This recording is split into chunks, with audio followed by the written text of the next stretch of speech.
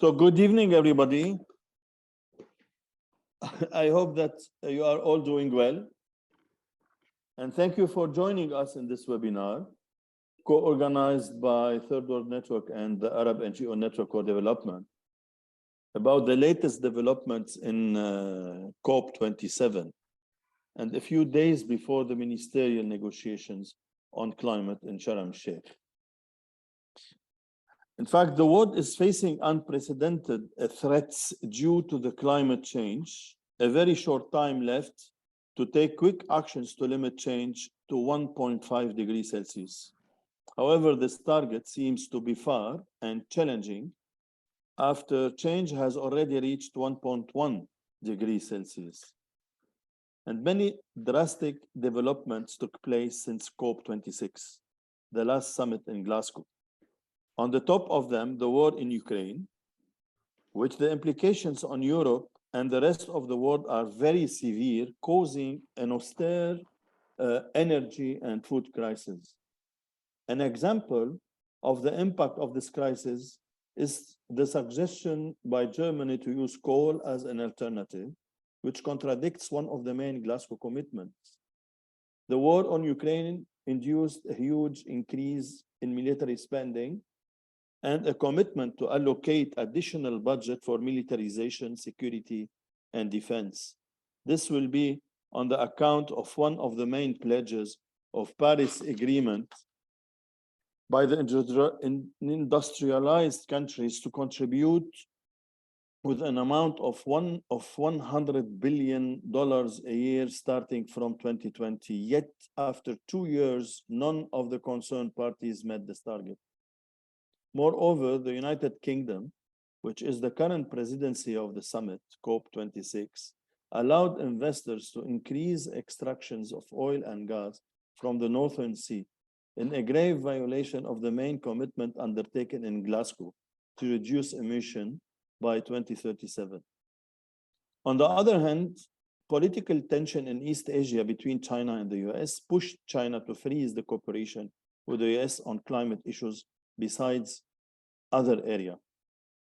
It is worth noting that risks and threats reach all the countries, but it's obvious that the developing countries are the most vulnerable, particularly the marginalized groups, including poor, women, indigenous people, rural communities, and so on.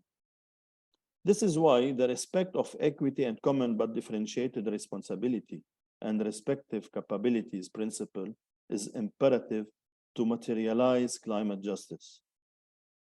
COP27 is supposed to focus on the means of implementation, including finance, technology transfer, and capacity building, and poverty, and enable sustainable development, especially in the current and very difficult context, where the developing nations are facing difficult situation caused by global economic recession and the increase in food prices, climate change challenges, including natural disasters, besides many others.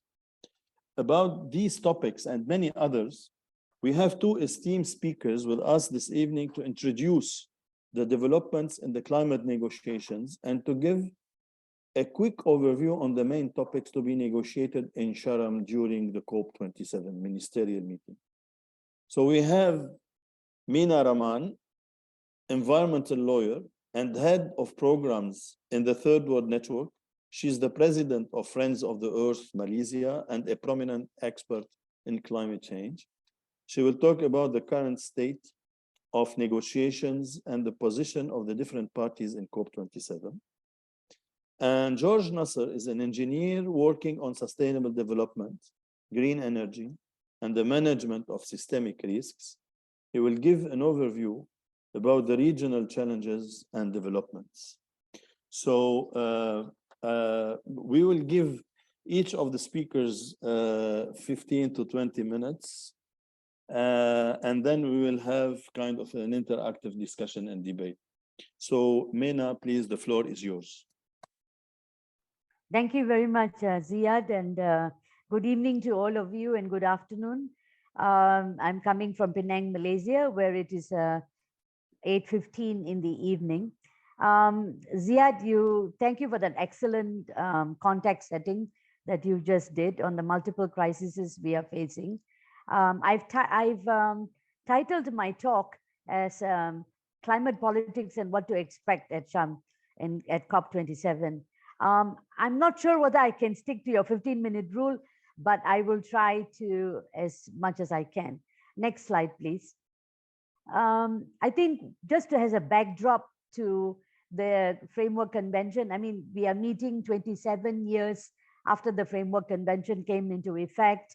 I think just the key takeaways, just to recall, climate change is a global problem, therefore it needs a global solution. So we can't just operate in a sense of each country doing its own thing. But there's also the largest share of historical and current global emissions originating from the developed countries, that the per capita emissions in developing countries are still relatively low, and the share of the global emissions originating in developing countries will grow to meet their social and development needs. Now, this is exactly in the convention itself, and the principle of equity and what Ziad described as the common but differentiated responsibility in the convention. Now, the developed countries to take the lead in emissions reductions, this is what it means, and developed countries are to provide the finance and technology transfer and capacity building for mitigation and adaptation. And this is what is called the means of implementation. Next slide, please. Now, the CBDR principle, very quickly, we have to understand this because this is the bedrock of the convention and the Paris Agreement, but this is what the developed countries do not want to recognize, and they keep diluting it. And that because of the large emissions coming historically from the developed world, the developing countries are now disadvantaged because there's little environmental space, including carbon space, or what we call the carbon budget left, which has implications for the future development of the developing world in particular. Hence, the developed countries must take the lead and provide the means of implementation. So there is a difference between what's equality and what's equity. Equity means that those who are less capable have to be more enabled. And so we must never confuse equity with equality. Next, please. The next slide. Yes, and just very quickly on the Kyoto Protocol, this was an offspring of the convention. This came into effect well before the Paris Agreement. And if you remember, it came into effect in December 1997. The US refused to ratify, so it's not a party. And Annex 1 parties, which is the developed countries, were supposed to undertake emission cuts. There were no emission targets for developing countries at that time. And the first commitment period from 2008 to 2012 was very, very low, of only 5% reductions from 1990 levels. And then there was supposed to be the second commitment period of the Kyoto Protocol, which was 2013 to 2020. And in Doha, the aggregate cuts they agreed to was to be 18% from 1990 levels. And there was an agreement to revisit and raise the ambition by 2014 to at least 25 to 40% from 1990 levels. This never happened. Instead, several Annex 1 parties left the Kyoto Protocol and did not take on a second commitment period. Canada left, while Japan, New Zealand, and Russia decided against a second commitment period. And only the EU countries, Australia and Norway, agreed to the second commitment period, but no one revisited their targets. So only 18% cut needed from 1990 levels. And on the contrary, as what Ziad has said, instead of raising their emission targets, developed countries are actually increasing their emissions. Next, please. Next slide.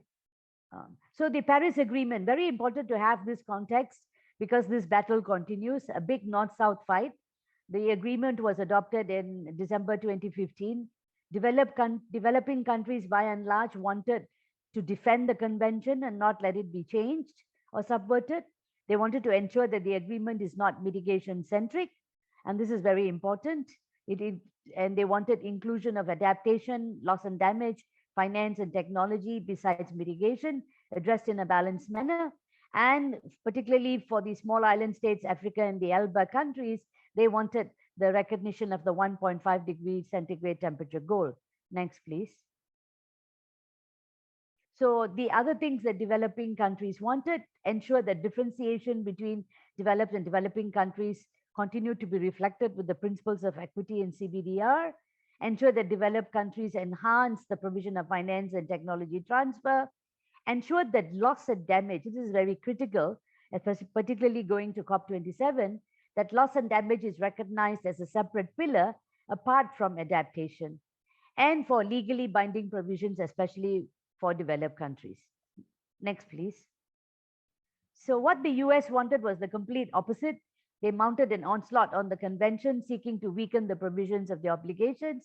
They wanted to redefine differentiation so that there is very little difference between developed and developing countries. And they sought a legal hybrid, which actually means a lot of the provisions are not really that legally binding, mainly to suit the US administration. Next, please. So what prevailed? Some of the key points from Paris.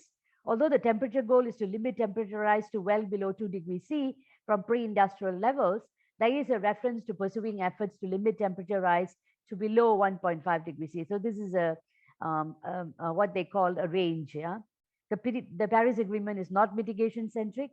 Loss and damage is recognized as a separate pillar apart from adaptation. The convention was successfully defended, and plans of developed countries to drastically rewrite the convention was stopped, and the differentiation between developed and developing countries was retained in the main, although weakened in some areas, and the principles of equity and CBDR are mentioned in the Paris Agreement. And again, developed countries taking the lead in mitigation and in the provision of finance. Next, please. Next slide. Sorry for the time lag. Now, we are going to fast track to Glasgow in 2021. We call this the great escape from the historical responsibility to carbon colonialism. And this was what was created out of the Glasgow Pact. Now, the UK presidency had 2 years because 1 year they did not have the COP. So they were 2 years, they were going around the world. And the overall narrative is a pretense of keeping 1.5 degrees C alive. And even 2 degrees is not possible, with the charade of net zero targets for all countries. So this is what they wanted to do, say net zero for all by 2050. But the Paris Agreement actually talks about net zero, doesn't say net zero, but it talks about a balance between emissions and sinks by mid-century as a global target, not as a country by country target. With carbon markets and offsets, this is what the developed world have legitimized, carbon markets and offsets in nature-based solutions in developing countries. So basically the point is, the fiction that they are saying is, if you emit 1 ton of carbon, you can sequester that by planting trees, because the trees will absorb the carbon, which is total nonsense. And particularly carbon dioxide is in the atmosphere for thousands and thousands of years, the historical warming. So this is actually scientifically even flawed. So there is a non-recognition of the developed countries' historical responsibility and cumulative emissions of past and present. And the focus is always on their part on only future emissions and no account of consumption emissions. So there's a clear attempt to distort the principle of common but differentiated responsibilities to common and shared responsibilities through only focusing on national circumstances of all countries without differentiation, which is against equity, which the like-minded developing countries fought against. Now, just to tell you this, so when they talk about the emissions gap, they are saying that the starting point is the same. We all have this emissions gap, the difference between the contributions of parties and the temperature goal, and therefore we have to share this responsibility. And this is really a problem. And the developed countries' pretense of ambition in the phase down of coal with actual expansion in fossil fuel extraction production in their countries, as Ziad already said, including on coal. And this exposes their hypocrisy. And then there is no international cooperation but competition with the push for carbon border measures. I can't go into details now, but if there is a question, we can talk about it. And also there is no relaxation of intellectual property rights, as was seen even in the case of the COVID-19 pandemic with the vaccine monopoly, where people were dying. They were not, the developed world does not relax intellectual property rights, more so in terms of monopolies over climate technologies. Next, please. So in adaptation at Glasgow, the expectation was that there will be a concrete process on the global goal on adaptation. And what is this global goal? We have a temperature goal, that's a mitigation. And developing countries wanted a global goal on adaptation, which is very key. And it was about enhancing adaptive capacity, strengthening resilience and reduce vulnerability, contribute to sustainable development, and ensuring an adequate response to the temperature goal. Now, what happened was adaptation got its recognition and got some importance. However, there is a 2-year Glasgow Sharm El Sheikh work program on the global goal and adaptation. And the work actually began in 2022 in June this year. And this will be an important outcome in Sharm El Sheikh.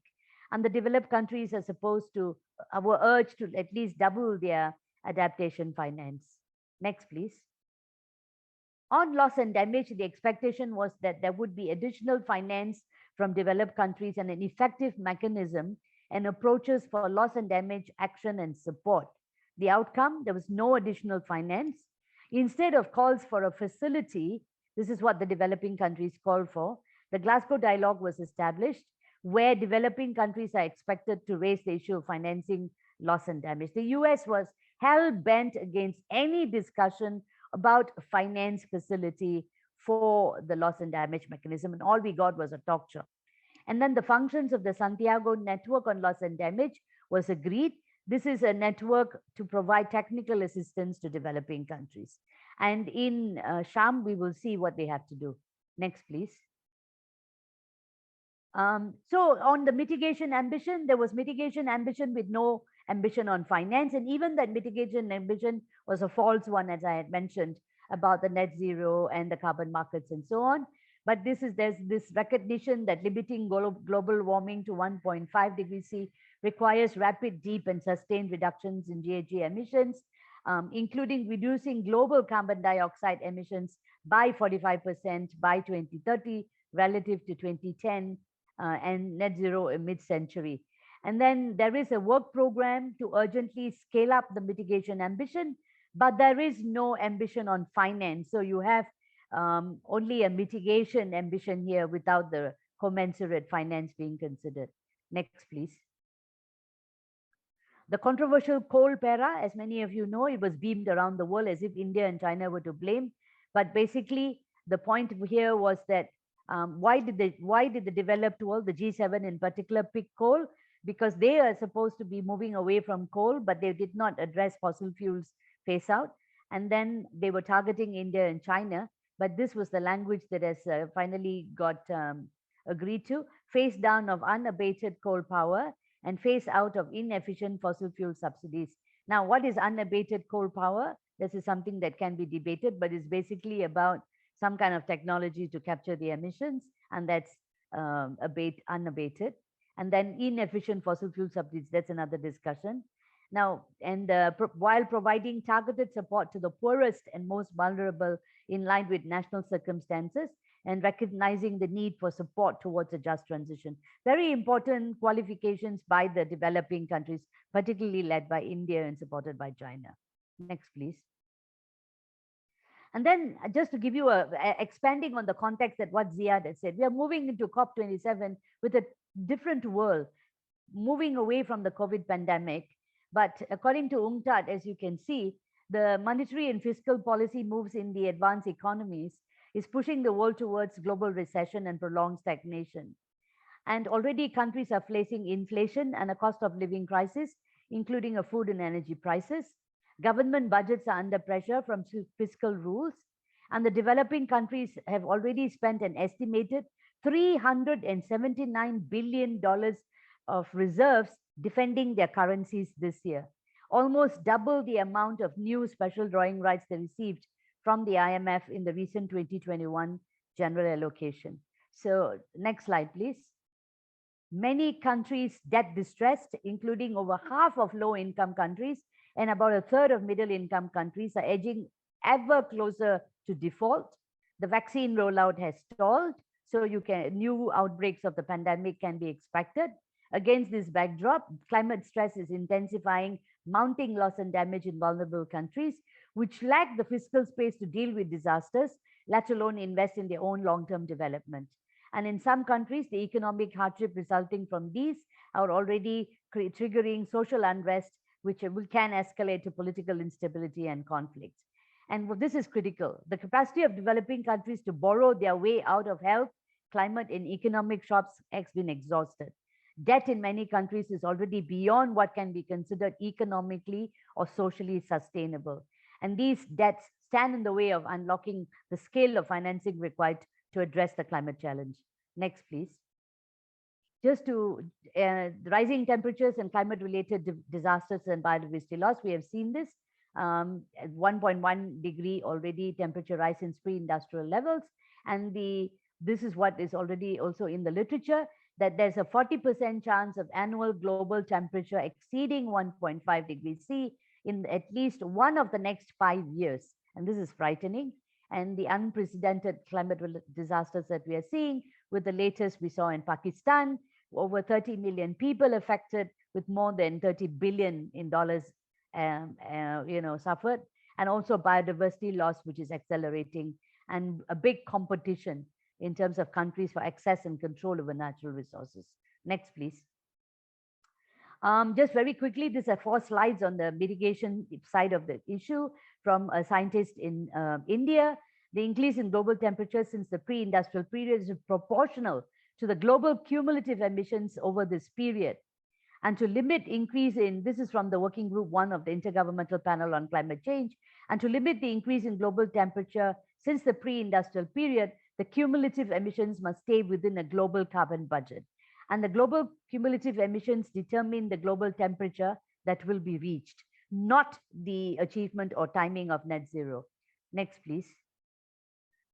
For a 50% chance of limiting temperature rise to 1.5 degrees C, the remaining carbon budget, the total carbon budget is 2,956 gigatons. The historical and cumulative emissions, 83% already used up, with only 17% remaining.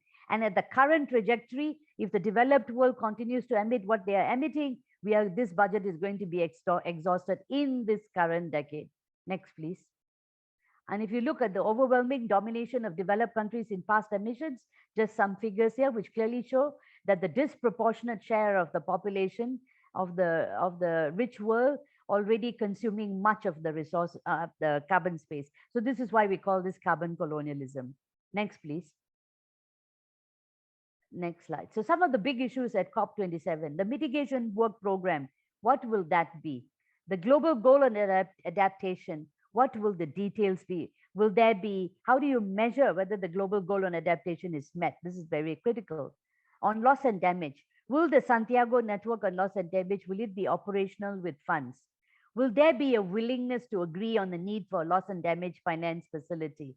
On finance, 100 billion per year goal, will there be any real progress on the delivery, or will there be a fudging? There's a new collective quantified goal on finance, which is supposed to be discussed and arrived at by 2024. Will the developed countries discuss real quantum based on the needs of developing countries? Climate finance definitions, how to hold the developed countries accountable for real climate finance delivery, because the way they disguise climate finance from ODA is even counted as finance. Girls' education is also couched as climate finance. So they count everything as climate finance, which cannot be the case. And how to ensure provision of grants and not more loans, and how do we scale finance for adaptation? Next slide, please. I'll quickly run through this. So for the mitigation work program, we need to support the equitable access to atmospheric space. Many of us in civil society, including some of the developing countries, are championing this equity and fair shares approach. You can't just take it as if there's a similar responsibility for developed and developing countries. For a fossil fuel phase out, especially in the developed countries, with just transition, especially for developing countries.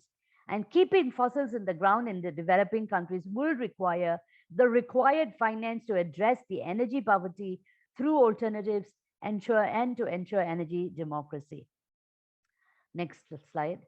There is this Article 6, which I talked about in terms of the market and non-market approaches of the Paris Agreement. There's a good decision on Article 6.8, which is a non-market approach. We need to support this.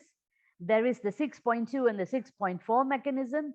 The door has been opened for emissions trading. We as civil society are denouncing the carbon markets as a false solution. And also there's a need to prevent carbon removals through geoengineering solutions, because in the discussion on Article 6.4 and even on 6.2, some of these ideas of carbon dioxide removal are being classified as activities that can be traded in. Next, please. So reparations for climate justice, we do need to combine the payment of climate debt and the ecological debt. The scale is much larger than the promises made. I already spoke about the 100 billion. And the Green Climate Fund, as of now, we noticed that only 10.8 billion has been committed. And according to the one report, only 13.9 billion has been delivered. Currently, not enough funds for the remaining projects. For the Adaptation Fund, only less than 1.5 billion has been delivered. So on the new collective goal, again, we need to make sure that the quantum is clear based on the needs of developing countries. There is a needs determination report which has been prepared, which says that 5 to 11 trillion is needed based on only 30% of the costs that have been costed, and that too for mitigation or mainly. So the 5 to 11 trillion is just 30% of what's really needed. And the latest IPCC estimates for adaptation talk about 400 billion in annual costs by 2030 to US 1 trillion by 2050. And one study on loss and damage has already said projected costs of 290 billion and 580 billion for economic losses in loss and damage. Next slide, please. So for debt justice and climate justice, the demand has to be that there has to be debt cancellation as part of reparations. There is also this big issue about the progressive redistribution of special drawing rights. Many of us are championing this because there is no mood in the developed world to have any kind of financing. So there is the IMF special drawing rights, which, as you remember, last year, $650 billion was actually channeled. So why can't this be redistributed to developing countries who need them? The Prime Minister of Barbados has also already called this for this, and the like-minded developing countries have also supported this call for special drawing rights to be reformed and rechanneled for climate financing. And the increasing loans to developing countries to address climate change is untenable. And also other sources of funds, the fossil fuel subsidies of the G7 countries. There's one estimate that at least 100 billion a year in fossil fuel subsidies is being given to the developed countries' fossil fuel corporations. So this we can easily scrap and rechannel. Next, please. So the COP27 has been viewed as a COP of implementation, which is what the Egyptian presidency has called. And this is appropriate, and this is important for pushing implementation. And whether there would be a spirit of multilateralism to save the poor and the planet, it's really I'm not very optimistic at this point, but we have to continue to make the call and make the demands. Next slide, please. If you need more information, there's also a book. You can visit our website. And sorry I took too long. Thank you very much.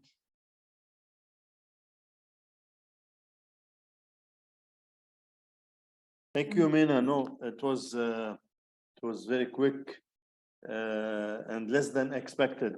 Thank you for the information. Let's move now to George. Maybe he has something to add on the regional dimension. George, please. Yes, thank you, Ziad. I'll start off with basically, I'll start off with one concept that Meena said. I'm just going to share my screen if you allow. Share the screen. Voila, there you go. Oops, sorry, hang on a second. Yeah, start off with one concept that Meena said, which is about carbon colonialism. It's a big word, but I'll just put a number behind it. Let's start off with one thing is, I'll start some perspective and then we'll go on to the technical aspects.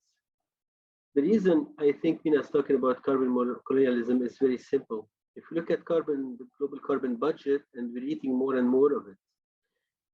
So far, the world population has increased thanks to energy, and most of this energy came to us from coal initially, but increasingly since the 1900s from oil. So if we're going in the developed world in the developing world, if you're going to develop further, we're going to need more energy. This more energy, if we're going to take it from the renewables, it has to add to the mix. We need to phase in the new before we phase out the old. To give you an image, a very simple image. We have to consider that today on the planet, there are 10 virtual oil workers working for each man, woman, and child on the planet 24/7. So if we're going to bring in only renewables, we have to make sure we have 10 renewable energy workers for these, each man, woman, and child. That's what, when we get into this. Now, go back to the technical details also on the climate change, where we are now. Well, in the developing world, in the Arab world particularly, what we are, there are development gaps, and the region is predisposed to some vulnerabilities. And what Meena highlighted were some response measures that the European countries were undertaking, and some other measures that are not directly related to responses. Those measures were also affecting the regional development, and they will come in addition to climate impacts. We will see in the Arab region, this is a study made by ESCWA, the RICAR study. They modeled under the two scenarios, we're going to 2.4 degrees Celsius under the RCP 4.5 scenario, which is a scenario under, to simplify, under current mitigation measures. And if we don't undertake many mitigation measures, we'll blow through this to reach 3.4 degrees. And that's by 2065. I'm not looking beyond this. Another effect that we will see is a greater effect on reduced precipitation or shift in precipitation. In countries like Lebanon, for example, the precipitation will come increasingly in form of rain rather than snow. So we're going to have to change or adjust our development patterns. All of this is happening as we do our adaptation. All of this is happening in the context where extreme events themselves are increasing in frequency or expected to increase in frequency. I'm just highlighting the cyclones that come towards the southern Arabian Peninsula, or highlight the current adaptation efforts undertaken by Egypt on the Nile Delta to prevent storm surges. Now, the implication of this technical implication for the Arab regions in policy, I look at equity, level ambition, and adaptation needs. These will be translated into current hard numbers. So look at equity. What equity means is simple. Over the past 150 years, the developing world, and the Arab region in particular, did not contribute to the climate, to the accumulation of carbon dioxide. And this accumulation is the one, this cumulative accumulation of carbon dioxide is the one causing the current climatic changes or exacerbating the warming. So if we're going to be asked to do anything, it would be equitable for those who benefited from development to help developing world. Another thing is, going forward, it's more or less the same pattern. The same countries are still emitting much more than the rest of the world. And the developing world, you can see on the map, the developing world and the Arab world are still lagging in their emissions. So now we have a problem. If we're going to develop using the same standard energy mix that we have, we would be emitting much more and will be blowing through our carbon, the global carbon budget. That's why Meena was mentioning the carbon colonialism. It's like, fine, oh, everybody developed, thank you. We had our cake, now you guys can't eat, to be blunt. So credibly, what it means practically, if you're going to the level of ambitions, to raise the level of ambition as highlighted in the Paris objective. First one is, we want to be a credible path to limit temperature to below 2 degrees, or 1.5 degrees is possible. That implies geoengineering, which I will discuss briefly in the next slide. The second one, if we're going to respond in a way that all parties adhere to their commitments, this means binding agreement. If you're going to have a binding agreement that limits the global carbon budget, and development in the developed world is still under current technologies linked to fossil fuels, how will they develop without blowing through this global carbon budget? That would be a problem. You cannot limit under current technologies, the current patterns of development require the use of fossil fuels. Renewables have to add to this mix. When we talk about mobilization of sectors, this is tricky because if all sectors are going to contribute and put within this global carbon budget, then we have some carbon credits, and then there's a certain imbalance. Look at the two targets, and I'm an engineer. You want to do 2 degrees, fine. We're going to 2.7 degrees, and we're already reaching 400 million parts per million. So if you want to reach 1.5 degrees, that's even harder because we already moved beyond the target. So what do? We can remove carbon from the atmosphere. This is carbon capture and storage. Some experiments are being tried, and there are experiments actually being tried as part of enhanced oil recovery. And it seems that those reservoirs, the oil reservoirs, when you inject carbon in them, they tend to keep a large part of it. In other cases, when they do it, they release some of it. There's a very interesting geologic formation in Oman, a special type of rock which absorbs carbon naturally. So this is a huge, this would be a very interesting, very useful place for carbon capture and storage. Carbon mitigation, they'll be talking about solar shading. There are talks about putting sulfur particles in the atmosphere to cover the effect of volcanoes. And a few years ago, the Russians had an experiment to put a solar shade or a solar sail into space. But these are preliminary technologies. If we're going to count on them, we cannot rely only on technology to solve this. Funding, the main technical issue I find is that there's still no complete agreement on what constitutes green when you talk about green climate funding. That's technically, as an engineer, when you give me a problem to solve and you tell me use this tool, but then the tool that you give me has a different name or a different definition, I can't really much do with it. We need to agree on what is this tool that we're going to use, what does it do? And when we reach the adaptation needs, in the Arab region already, where most of the countries are at risk of climate change, and they are already in the phase of adaptation. So we talk about mitigation, it has to be done as a co-benefit of adaptation because they already are in the need of adapting to the current climate change. That's basically, it was recognized also by the Kyoto Protocol that the contribution of the Arab countries to mitigation efforts is negligible. The best we can do is adapt, and maybe we need to adapt anyway, but we can do mitigation as co-benefit of adaptation. There's a lot of work that can be done there. Finally, I'll leave you.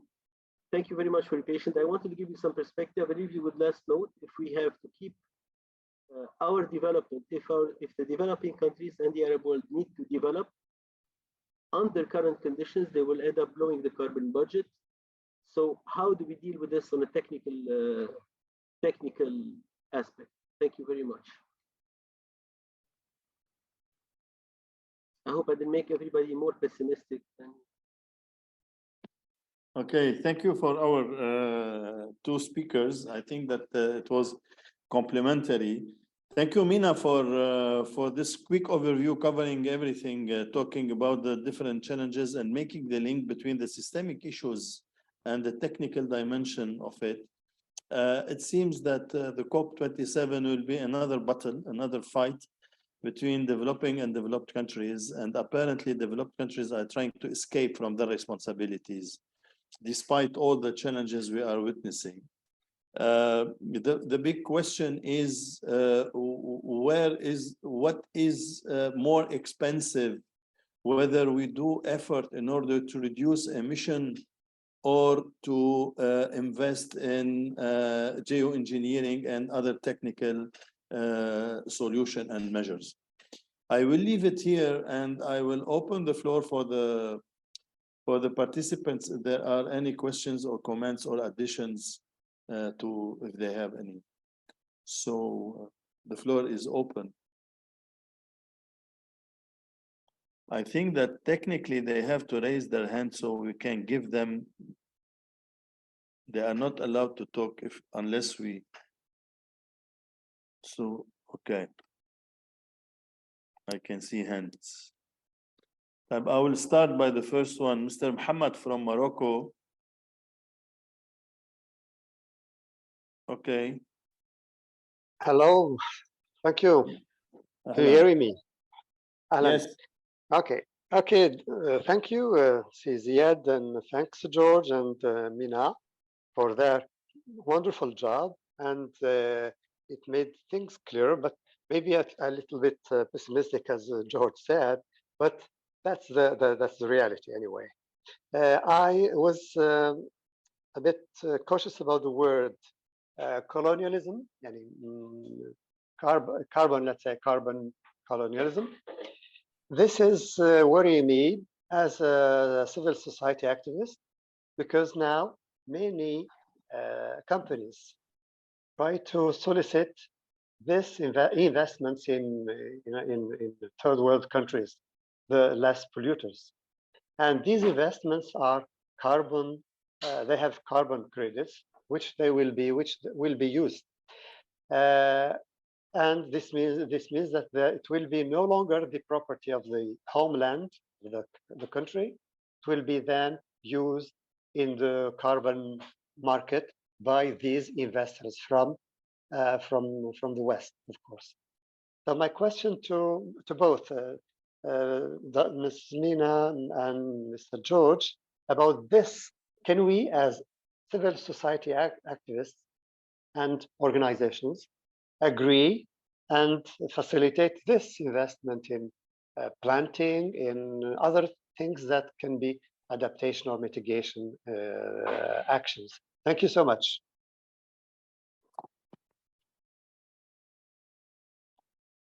Okay, thank you, Muhammad. Next is Jassim from Bahrain. Yes, Jassim. Yes, thank you very much. I hope you can hear me. Yes, we can hear. Are we? The question is: are we going to have like an annual COP summit? Really, we had last year in Scotland, this year in Egypt, next year in the UAE. Would this be really truly an annual event? That's one. The second is any significance to the absence of King Charles III from this year's summit? Thank you. Okay, thank you, Jassim. Political question. Next, Muhammad Al-Agati from Egypt. Please, Muhammad. أهلا وسهلا.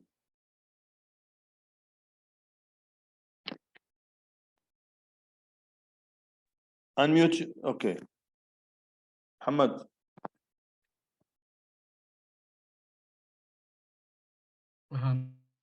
Hey, Muhammad. Hello. ليه تفضل. Can I ask in Arabic? نحن عم نسمعك. We can hear you. ايه ممكن تحكي بالعربي تفضل. في طيب ترانسليشن. سامعكم بصعوبة شديدة بس كزياد. باللغة العربية عشان لو حد من المتحدثين ترجمة. Do you have translation, Meena? Meena, you have translation, yes? Clearly now, yes, yet. Okay, great. So go ahead. تفضل محمد.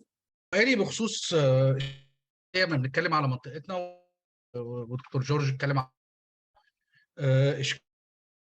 الانعكاس الحراري او التنمية والتنمية. عندنا دول في المنطقة لو على الوقود الأحفوري هي يعني مش هتكلم على دول الخليج بالتأكيد كتيرة قوي من مصادر، بس عندنا دول حتى زي الجزائر زي ليبيا اساسي على الوقود. انا مش بؤيد الوقود الاحفوري، ازاي نخرج من هذه الاشكاليه او الدايره. تاني سؤال هو انا شايف التركيز كله الانبعاثات مش حديث، انما في موضوع التغيرات المناخيه كلها. بس في الحقيقه الاختلاف بتنعكس في حاجات تانية او بتتسبب ظواهر اخرى مفيده او راحه في مجال تاني زي الاوبئه اللي بنشوفها بتنتشر سواء الكوفيد او الاوبئه الاخرى في لبنان او في سوريا، جزء من الاختلالات جزء من اسباب الاختلالات وبالتالي ازاي اجنده العداله المناخيه، قضايا زي الصحه والتعليم ازاي نربط، يعني احنا بنحاول نعمل ده في وقت، بس ازاي ده اعمل. احب اسمع وجهه نظرك.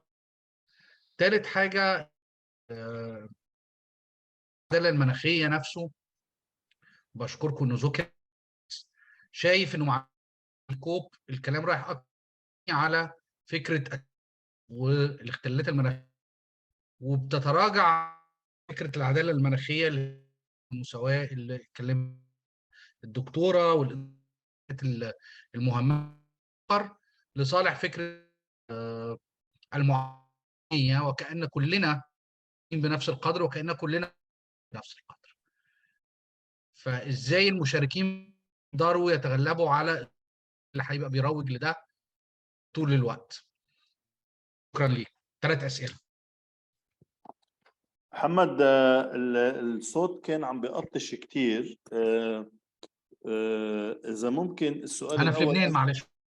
إذا ممكن تكتب السؤال الأول. السؤال الثاني، إذا أنا صحيح فهمت، أنت ما أخذك إنه في تركيز كتير على الانبعاثات وما في تركيز على أمور أخرى مثل الأوبئة وقضايا الصحة، إذا أنا فهمت صح.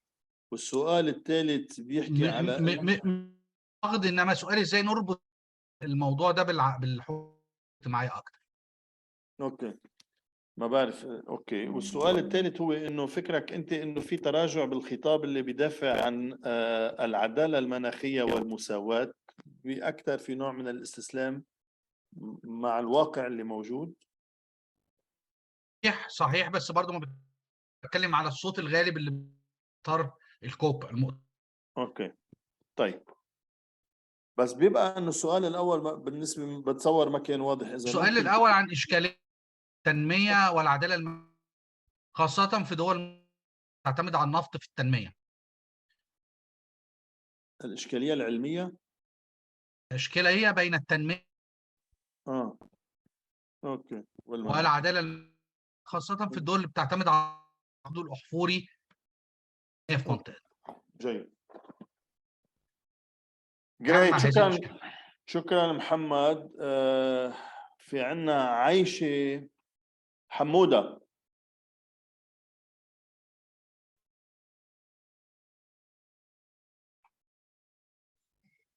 unmute please. مساء الخير للجميع. وأنا عايشة حموضة من الاتحاد فلسطين، من الاتحاد العام لنقابات عمال فلسطين والاتحاد العربي. أنا شاكرة للخبيرين على الطرح بما يتعلق بالمناخ. كنت حابة بس كنت أسأل، لأنه كان صب الموضوع بيحكي عن مدى تأثير الجانب الكربوني على البيئة في العالم ومدى تأثيرها بالجانب اللي له علاقة بالتحصين. بس أنا كان سؤالي كمان، الانبعاثات اللي لها علاقة بالكربون لها تأثير على الأمن الغذائي سواء التربة أو حتى المية، لأنه هي كمان لها علاقة بالتلوث. وقديش مدى تأثير هذا الجانب على الأيدي العاملة، لأنه كمان قضى على جزء من الموارد الأساسية اللي ممكن تسهم إنه تخفض عمليات الإنتاج اللي بتأثر على الأيدي العاملة. هذا واحد. اثنين، بدي أسأل إنه ليه ما ارتبطش كمان موضوع المناخ بالعمل اللائق والأمن الغذائي، لأنه الثلاثة مرتبطين كمان ببعض، لأنهم لهم تأثيرات حتى لو كانت المية بهدف آخر، بس فعليا كلهم متكاملين مع بعض وبيأثروا على بعض. فكنت بدي أستفسر بهذا الجانب. شكرا. اوكي، واضح. ليلى عميلي.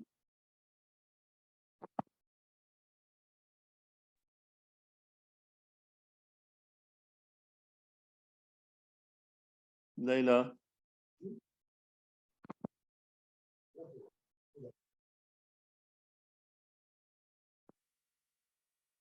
ليلى ما عم نسمع اذا انت عم تحكي.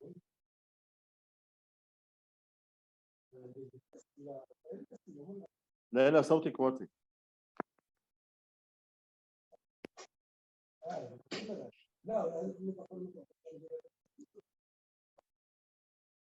ليلى ما عم نسمع.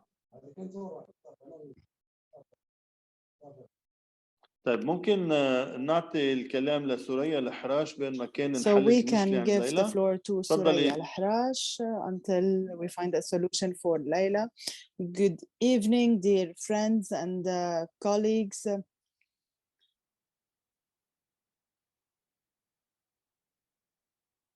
I have a few concerns. How can we, as a civil society, how can we have an influence over decision making, and how can we make the multidimensional and multilateral mechanisms take into consideration what is discussed here in the civil society space?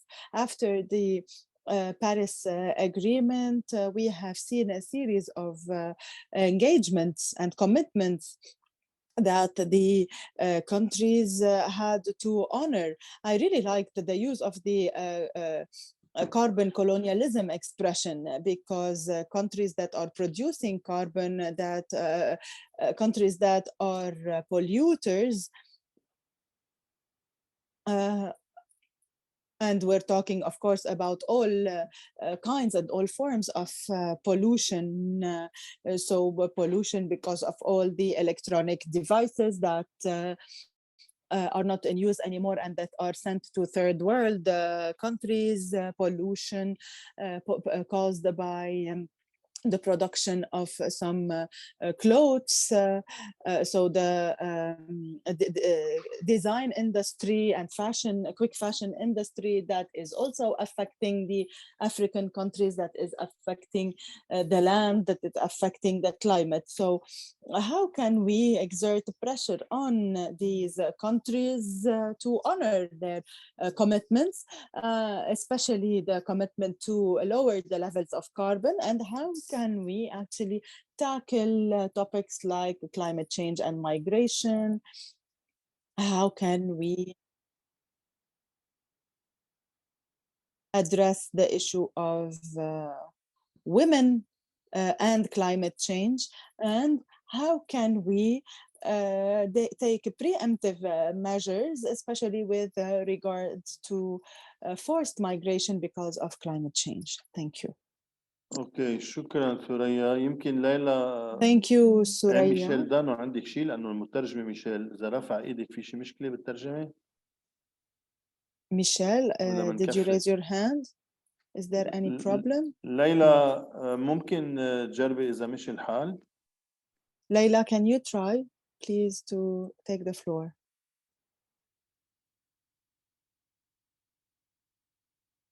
ليلى Layla.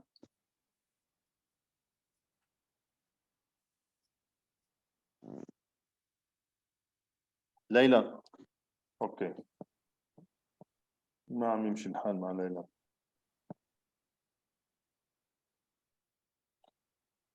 طيب بانتظار انه تنحل المشكله مع ليلى فينا So نرجع until شوي على we find a we can go solution back to the for panelists. Layla. We have enough, I think, questions. Many of them, some of them are technical, others are political, and we have very interesting questions about, I mean, the challenges that we are facing, whether the impact on vulnerable groups, women and migration, talking about food security, water scarcity, but also some other interesting topics. I mean, the impact not only on the emission, but other, let's say, dimensions. Take into consideration the pandemics, but also other health issues.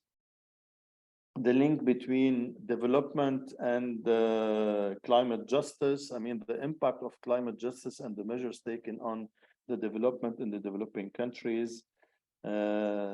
So we have a lot of questions. I think that you took note, and I will give you the freedom to answer. Meena, you can start if you want. Thank you. I think on some of the science questions, I'll probably leave it to George, since he's the scientific man. But I will comment on some of the other questions. I think the first question about carbon credits, I think this is a very, very important question.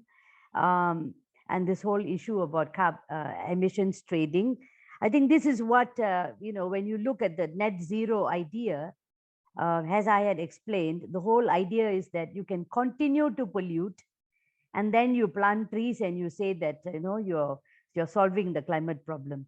But if you add up all the emissions, I mean the commitments of, not commitments really, but the pledges of many of the corporations, and you add them all up, and you look at the amount of what they talk about in terms of carbon offsets in nature-based solutions and so on, there's not enough planet. There's not enough land in developing countries for all these offsets.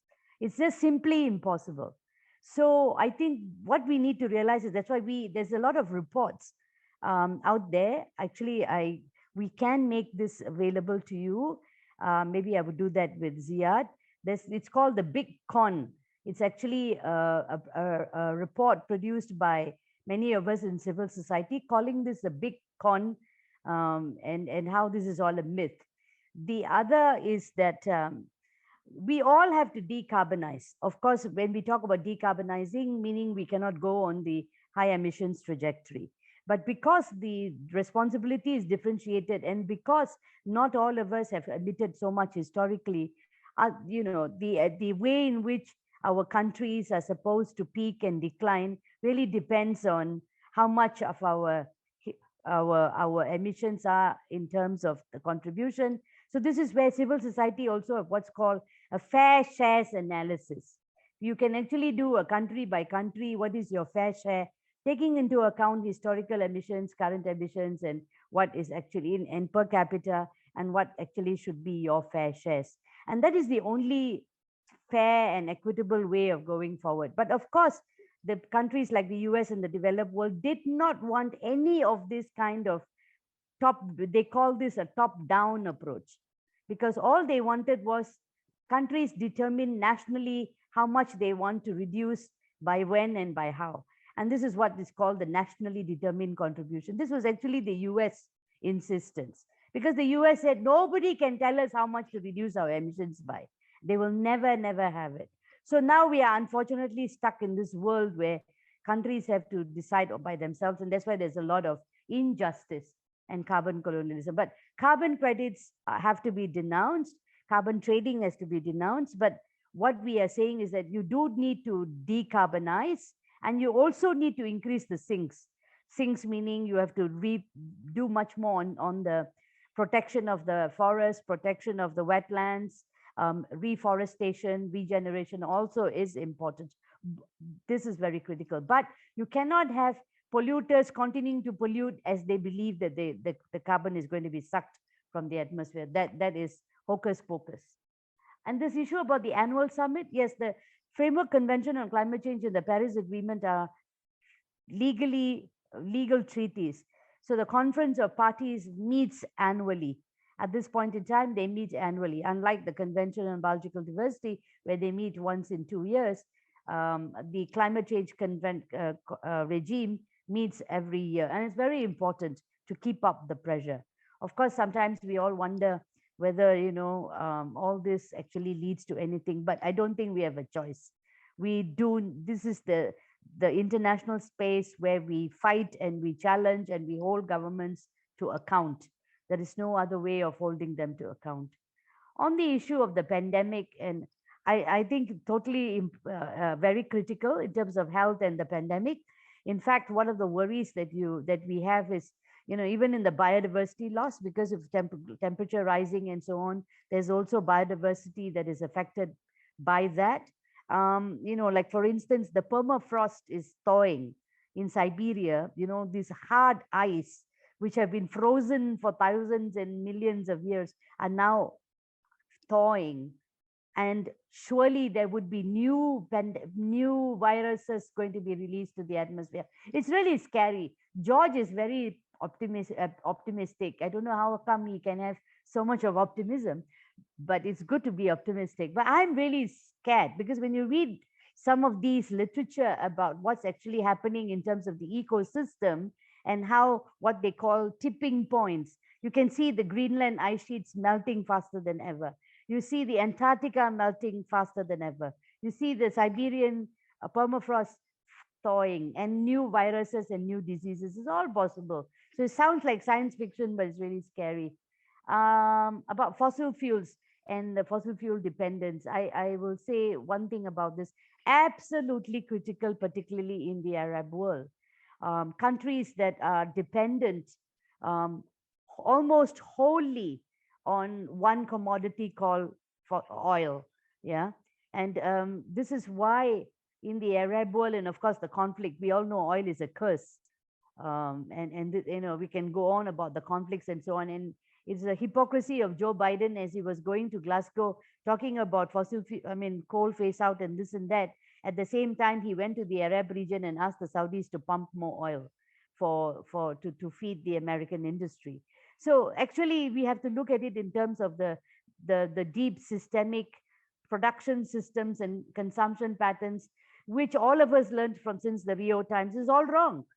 You cannot continue in that way. The American lifestyle must be negotiated. The developed world cannot continue on that kind of rich lifestyle, which is destroying the rest of the world. As Mahatma Gandhi already said, you need how many more planets if we have to live like that? So we really need the transformation of a deep kind. And this is what climate justice is about.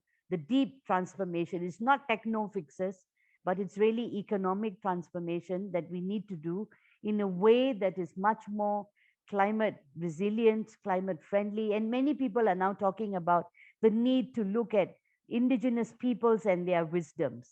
This is something that we all have been talking about for the longest time. How do they live in harmony with nature? Is it possible? Is it possible for the North to degrow, but while the South has to grow? I mean, these are all, I think, issues that all of you have been tackling for a long time, but that's why we say climate change is about system change. And so that's really critical. I think I will leave the rest to George, actually, to answer. George? Okay, thank you, Meena. George, عندك شيء? Yes, I'm going to be a little bit optimistic now, more optimistic than my presentation. I'm just going to share with you something to put. I'll answer the comments and I'll address some of what Meena highlighted. If I may, I'm just going to share my screen quickly. Voila. When we talk about energy, when we talk about carbon investment, let's just make sure we understand one thing is, when we talk about energy, we use it for, we have three things to worry about. We have transportation, how to transport this energy, when you use it, the power it gives us, and when we store it. What we have right now under current technologies, the best we have remains oil. We have some hydrogen, but the compression is critical, and liquefied natural gas and coal. So that's one thing. So when we want to replace those things, if you look at this graph, we don't have alternatives that meet at the same time power, transport, and storage requirement. We need to do more work on those. The batteries are still not there. The nuclear gives us power, but the storage is not there. So there's something we need to understand this. That's why the carbon credits may have some limited. Now, to be optimistic, on the positive side, to look at the way the system works, there's what Meena highlighted. It's a system change. This simple chart shows us something that we waste a lot of energy in our current systems already. So we can already do some improvements in our societies overall, in our systems. Nobody needs to degrow in order for us to grow, as long as everybody, like, maybe it was Gandhi who said that there's no room for everybody's greed. We can meet everybody's need. We may not be able to meet everybody's greed, but that's not what you should be about. To be practical, technical aspect, one example is farming. If we're going to go for carbon credit and limiting emissions, and we want to reach the 1.5 degrees Celsius, in my modest opinion, forget about it. You need to remove carbon from the atmosphere. That's what 1.5 degrees Celsius means. There are many ways. We don't have to go full geoengineering on it.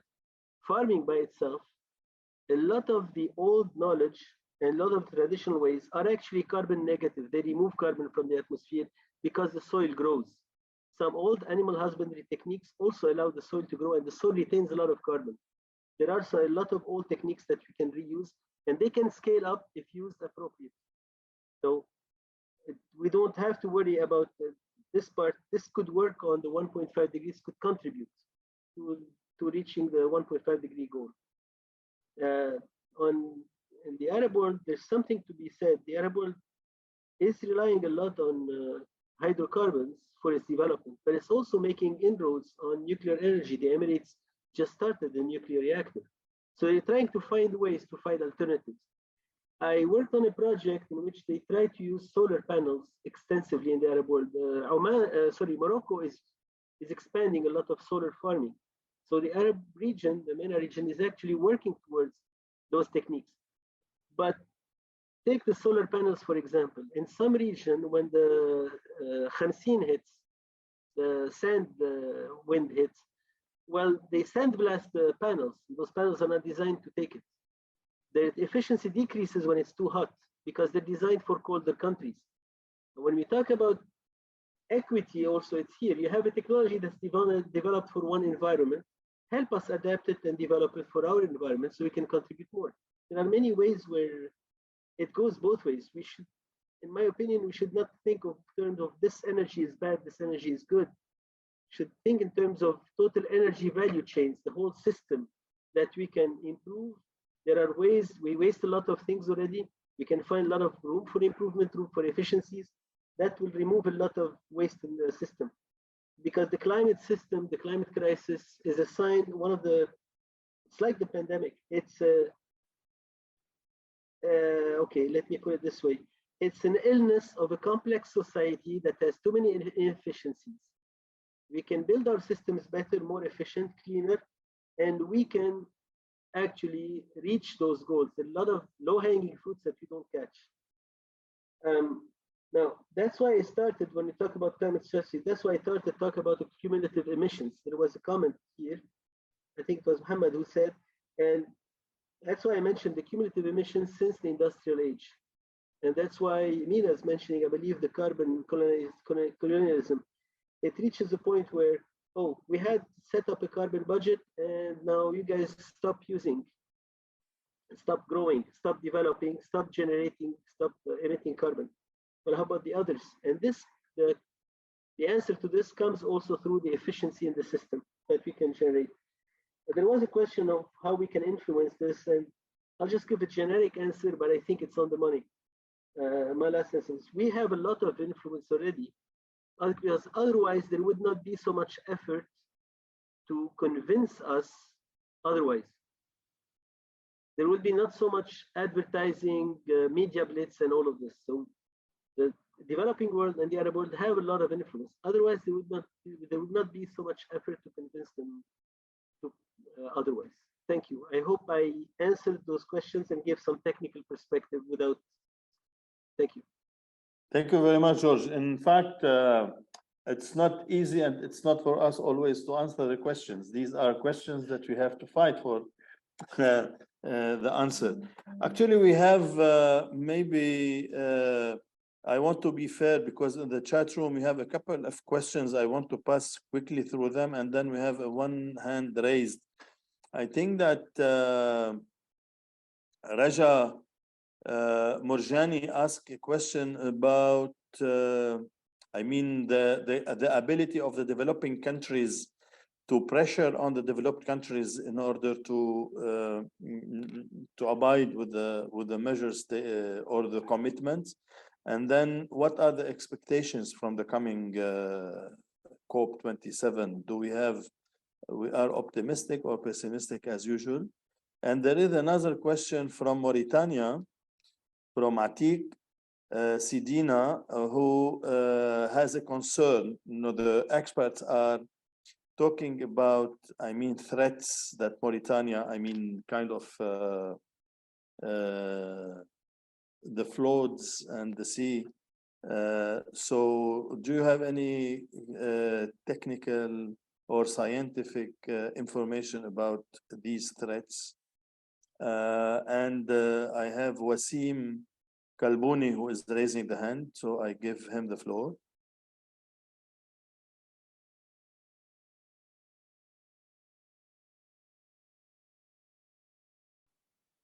Allow me first to thank you all. It's very important to be aware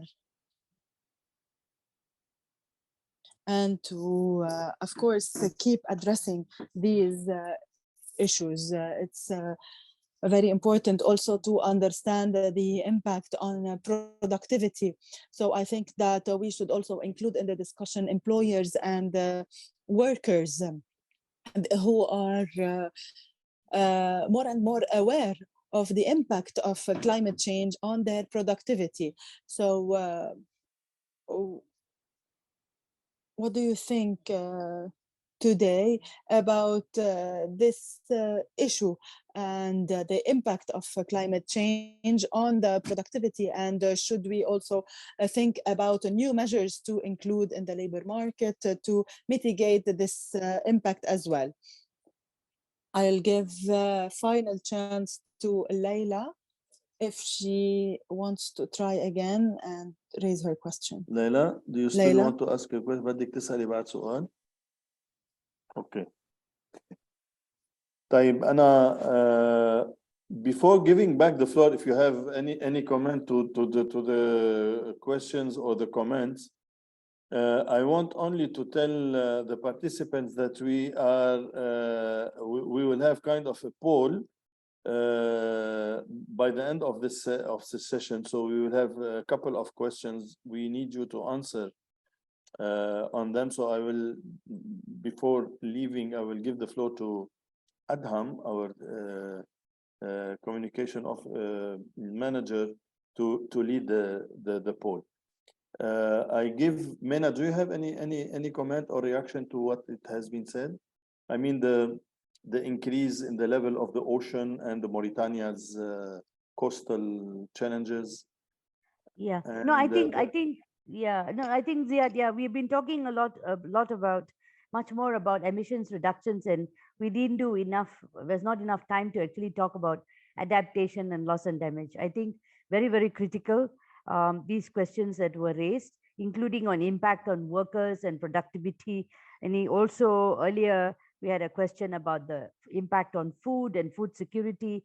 Now, I would just encourage people to go to the Third World Network website. There is a button on climate change news, and you will see some of the reports that we have done on the reports of the Intergovernmental Panel on Climate Change, the IPCC working groups. The adaptation and climate resilience is a very important, and vulnerability. Adaptation and vulnerability is a very important report, working group 2. Many issues there in relation to impacts in the region on all the aspects, particularly of how vulnerable our countries are. And increasingly, scientists are really getting very worried, because what it seems is that many of the concerns about sea level rise and others are occurring faster than they thought. So for those of you who are very concerned about these aspects, please look at that. We don't have time to deal with them on this brief webinar, but it's very, very key. So adaptation is very important. Then also the IPCC report says that there's limits to adaptation, that we are already going into the realm of loss and damage, that the frequency of the flooding and the hurricanes and the intensity of rainfalls, and which is what we are witnessing, and the fires and the temperatures and all that, is just mind-boggling. So all I want to say is, yeah, there's a lot of work to do, and we all have to be in this together and continue the fight. Thank you. George, عندك شيء؟ Unmute. You are mute.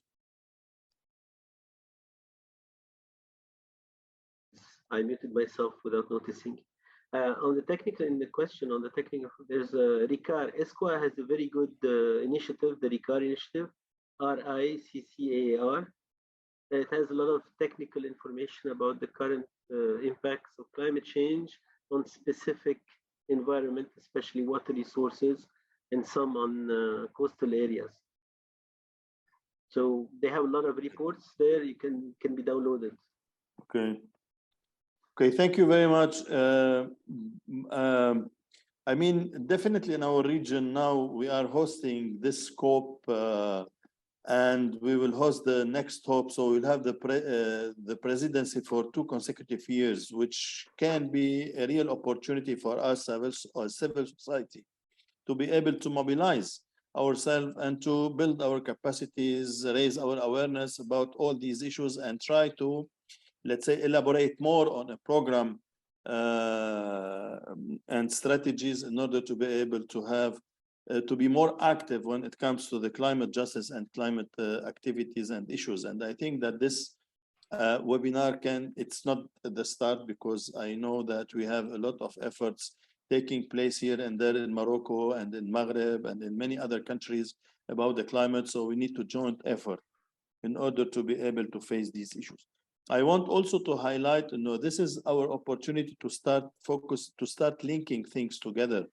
I mean, what's happening in COP now, it's very related to what's happening in the trade negotiations here and there, in the WTO, in the FTAs, and the DC FTAs with Europe, where IPs, investment, technology transfer are topics that very hot and very complicated topics that we are negotiating here and there.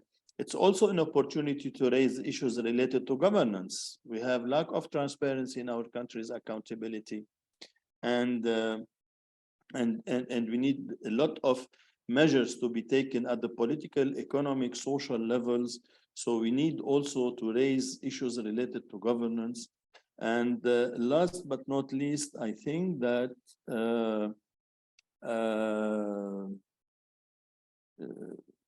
I mean, we need to push, because in our narrative, we talk a lot about the need to diversify our economies, because we rely a lot on fossil fuels. Mainly, we have oil countries, oil producers. So we need really to put this in effect and in reality and in practice in order to start diversifying the diversification of our economy. And this needs a lot of political commitments and reforms. And this is not, I know that it's not an easy task, but we have to start from somewhere. So by this, I think that, and I want lately to say that, yes, there is a strong link between the technical dimension and the political dimension. And we saw today in this session where Meena was highly focusing on the political dimension of the negotiations and the challenges, adaptation, finance, etc., while the complementary, let's say, talk of George on the technical solutions is very important. So we have always to have in mind maybe both of them. Let me thank you for your participation, especially you, Meena. I know that you are very busy these days. We are following your contributions in the newsletter and here and there, and we are reading attentively what you are saying, and you are benefiting a lot from your experience. And thank you very much for your time you dedicated to this session. And George as well, thank you very much. You are not in Lebanon, I know, and you are traveling a lot, and despite all your commitments, thank you for your time. I give now the floor to Adham, but Kamena, a small comment to tell everybody that we will have a series of webinars during the COP in parallel to Sharm, trying to update people about what is happening in Sharm El Sheikh, and we will tackle some topics, specific topics about finance, about adaptation, mitigation, loss and damages, and all the topics. And we will tackle also issues related to the impact on the social and economic dimensions. We will try to talk about food security, water scarcity, and all these dimensions.